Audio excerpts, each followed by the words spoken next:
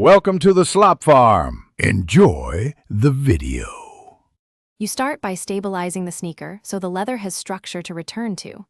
Insert a shoe tree or tightly pack the toe with paper. This resists collapsing as you work. Cover the leather with a thin cotton cloth to act as a heat buffer. Use a low to medium heat source, steel irons and steamers at distance, because excessive temperature will crack finish. Once done, you're ready to apply controlled heat while preserving the dodge and contrast of the black and white panels. You now focus on the crease itself.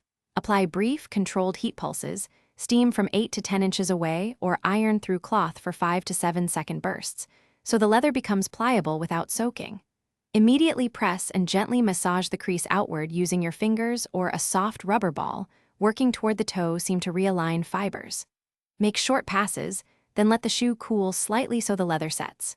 Repeat until the fold diminishes, alternating heat and pressure. You finish by letting the sneaker cool completely on the shoe tree for 1 to 2 hours so the leather re-hardens in the corrected position. Then apply a light leather conditioner to replenish oils and maintain flexibility. Buff gently to restore sheen without saturating the material. If you notice surface cracking, stop immediately. Do not continue heating. Instead, try cold setting with repeated stuffing or consult a professional. That quick troubleshooting step prevents irreversible damage and protects your Panda dung.